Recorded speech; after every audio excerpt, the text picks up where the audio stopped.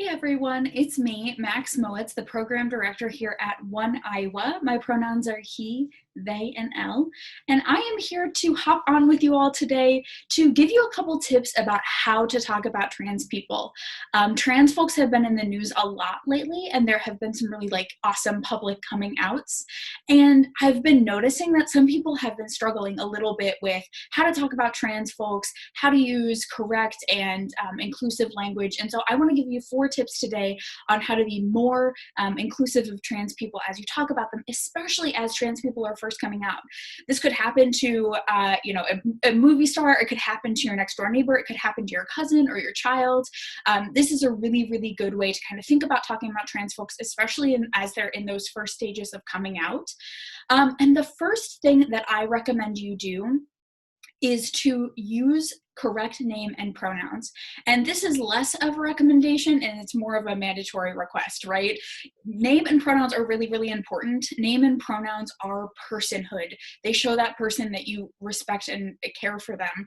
They are non-negotiable. So using someone's correct name and correct pronouns does not necessarily mean that you're an A+ trans ally. It means that you're doing the bare minimum, right? So please keep that in mind, especially if you're struggling with someone's name and pronouns.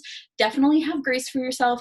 Definitely be kind and compassionate with yourself as you're changing that habit, but also remember that that's the basic bare minimum that you can do for that person. I also want to say that when you're talking about that person in past tense, you should also still use their current name and pronouns, right? So if your friend has come out recently and they go by Jack, you should talk, if you're talking about Jack 10 years ago, you should say, oh yeah, back when Jack won that soccer tournament, right? Do you remember that 10 years ago? Instead of saying back when Jack was X and won that soccer tournament, right? So there's really, really never a time in which you should use somebody's old or dead name. It's really, really not necessary, and it's often really inappropriate. So please make sure to always be using someone's correct name and pronouns, even when you're talking about the past tense, even if it feels kind of goofy. Just make sure that you're always addressing that person with their correct name and pronouns, and those are their current name and pronouns, what they're going by right now. This is also a really good segue into my second tip, which is to create context at every opportunity that you can, right? So I know a lot of people have been seeing in the news star of X TV show or a star of X movie comes out as transgender, right? Which is awesome. What you should be saying is oh yeah, my cousin's middle child, for example, or yeah, my coworker that works in HR, or that person that was in this TV show, right? Instead of saying this person formerly known as X, right? So you never, ever want to say this person used to go by this, or this person's dead name is this, or something like that. You should always try to give the person you're talking to context clues instead of saying that person's dead name, right? So if you're talking about your cousin that recently came out as transgender, you could say, oh yeah, my middle cousin on my mom's side, right? For example. Just give the person context clues and spend some time doing that too. People might not know who you're talking about right away and just be like, oh yeah, they have red hair, they work in tech, they really like riding your bike. Do you know who I'm talking about, right? And they might come around and realize who you're talking about, be like, yeah, they go by this now, and that's the name we're going to use for them.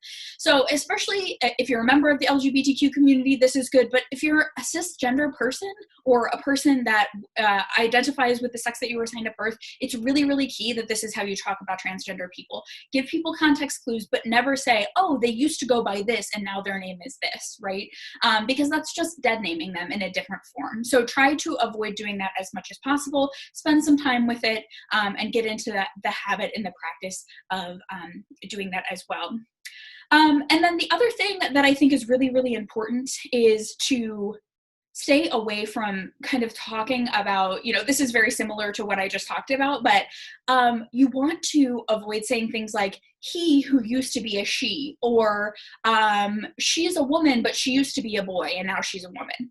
I talk about this a lot in my trainings, that I'll hear people say so frequently. They'll be like, oh yeah, my sister just came out as a transgender woman. She used to be a man, but now she's a woman. That's not necessary. All you have to do is she came out as a transgender woman, or my sister is a woman, right? Or just say my sister. So you don't have to like go through all that kind of backwards math to get someone to understand that person's identity. But there's never ever a time in which it's necessary to say he used to be a she or anything like that. That's really, really transphobic. It's really ingrained in our society, trying to think about trans people in this specific way. But what you want to do is embrace the person that you're talking about for who they are right now. That is the truth. That is their correct selves, right? And so we want to make sure that we're talking about them in a way that's respectful of that. And then my last tip for all of you is to correct misgendering. So if you hear someone say something like, oh yeah, Jack used to go by X, or the star of this movie who used to be called this, or a he who is now a she, if you hear things like that, call it out. That is our job, right? And it can be something that's graceful and kind and compassionate. Just say like, hey, I don't know if you know this, but here's the respectful way to talk about this person. Or, oh, I think you're saying this. Let's talk a little bit more about that. Just feeling like you can just really quickly redirect that conversation is really, really helpful, and is going to be something that is hugely useful to the trans and non-binary people in your life. Really, really appreciating that you taking that time to redirect people that might use that kind of outdated language. So like I said, first thing is first, use somebody's correct name and pronouns at all time. Second thing is to create context and make sure that you can tell someone who you're talking about using context clues as opposed to their dead name or their old gender. Number 3 is to never like talk about somebody's past transition or who they used to be. And then number 4 is to always call out misgendering. If you do those 4 things, you are an awesome LGBTQ ally, you're an awesome trans and non-binary ally, and you are also ready to talk about people as they come out and transition, be they like movie stars or the person that lives right next to you.